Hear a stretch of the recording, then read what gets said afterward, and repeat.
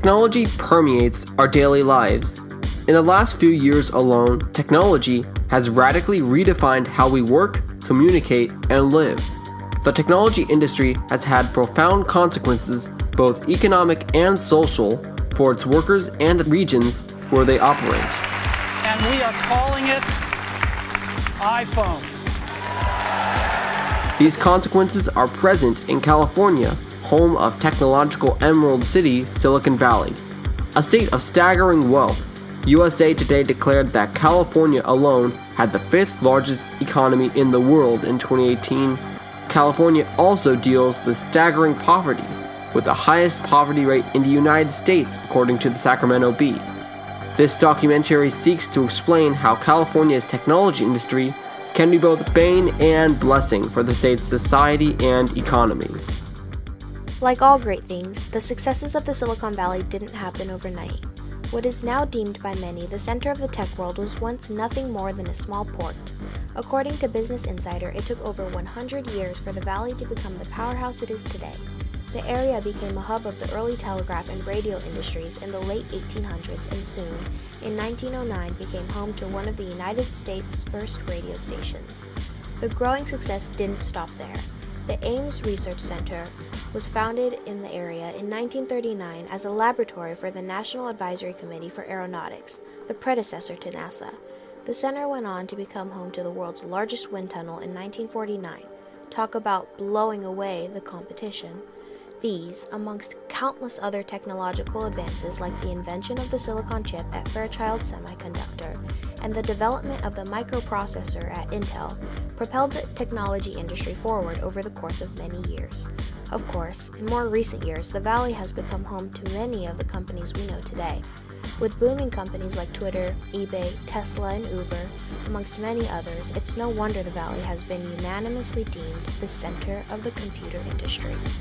Home to many of the world's largest tech companies like HP, Google, and Apple, Silicon Valley has earned its title as one of the leading technology hubs not only in California but also in the United States. With the abundant cash flow and endless opportunities that occupy the Valley, there's no question why entrepreneurs are effortlessly drawn to the area. The Valley allows for a unique experience for many entrepreneurs. It also allows for creative freedom and exposure to new responsibilities. It's an atmosphere those who have a natural liking for business would be inevitably drawn to. Employees in this industry are given the chance to put their brilliance to the test through innovation. The appeal of flexible working hours, the ability to work from home, and a casual atmosphere alongside many other perks may be enough to draw individuals to the Valley. We've gone over the perks of the technology industry, looking especially closely at Silicon Valley. So I now think it's time to address some of the drawbacks associated with it. Competitive markets and skyrocketing rent prices, according to Inc.com, and a culture increasingly seen as problematic by veteran observers like technology magazine Wired, are factors that have been driving more people away than bringing them in. It's logical that starting one's business in the epicenter of the technology industry would be the most viable option. With an estimated 51 new companies rising in Silicon Valley per month, however, stiff competition is inevitable. Not only is the Valley competitive by nature, but it has also recently been called out for lacking ethnic and gender diversity. Susan Fowler, a former engineer at Uber, sparked outcry in 2017 against Silicon Valley after she detailed a culture of sexual harassment and a corporate structure that protected abusers.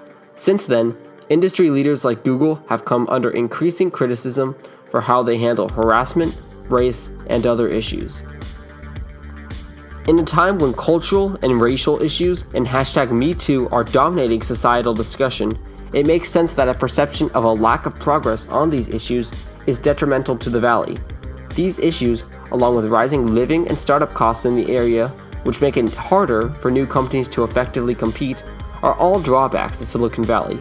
For these reasons and more companies, Snapchat and Spotify among them, have located offices in Silicon Beach, Los Angeles, rather than deal with Silicon Valley's problems.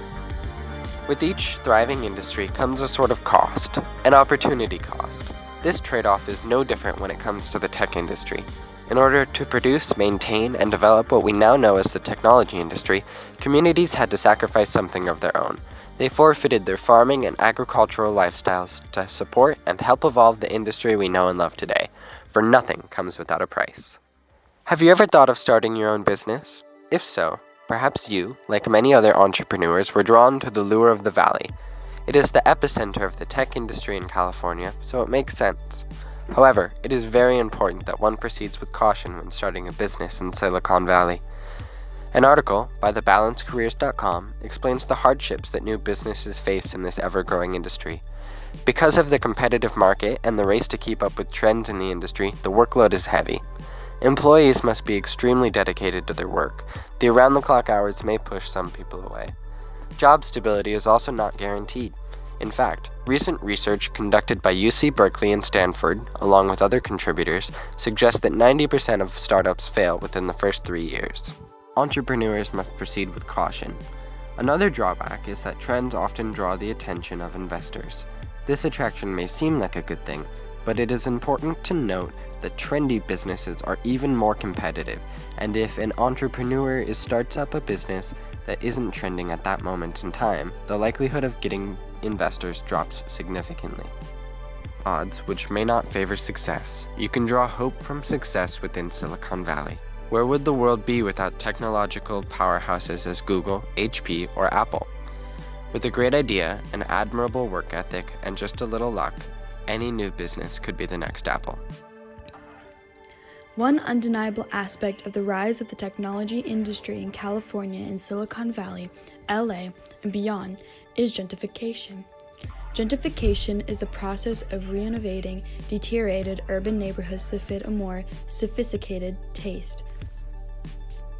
Gentrification takes place often as tech companies and their employees move into communities, raising the median income and property values of neighborhoods, often considered economically depressed. This process is making homelessness affordable to these neighborhoods, lower and middle-class inhabitants, and driving people out of their homes. Communities are being uprooted, with more families forced to leave California to find affordable housing and the most unfortunate becoming homeless. According to The Guardian, the anti-gentrification movement is taking over California, especially in large areas like San Francisco and Los Angeles. Activists are speaking out and boycotting big industries like Uber in an effort to defend their homes and culture. Gentrification is a hot topic in California today. Harvard studies show that around 1/3 of homeowners pay housing costs that are deemed unaffordable. The median cost for a house in California is $500,000, a cost twice the U.S. national level. These statistics, alongside the fact that California has the largest population of homeless residents at 66% and the highest poverty rate in the U.S. as of 2018 at 19%, make it obvious that to why gentrification is a pressing issue. While politicians and economists and even architects are discussing ways to bring down housing prices in California, the problem remains and, for now, impacts how residents live and how the technology industry does business in California. We've addressed the success and failures of the Silicon Valley, but what about bringing it a little closer to home? If one were to venture out just 5 hours north of Ventura, you would see a booming economic environment, for the valley is the face of California's tech industry. 2 hours south, Los Angeles is quickly becoming a tech hub on its own right. But why don't we see the same booming environment here in Ventura? Or do we? We know that the industry is making big strides, but aren't being able to witness it firsthand. Ventura, we are actually a tech industry also, but we have so many other big industries. Agricultural, for heaven's sakes, we have a national park off our seashore, and we just have a lot of diversity. Manufacturing is big, agriculture is big, so I think we're just not as well known just because we have other things.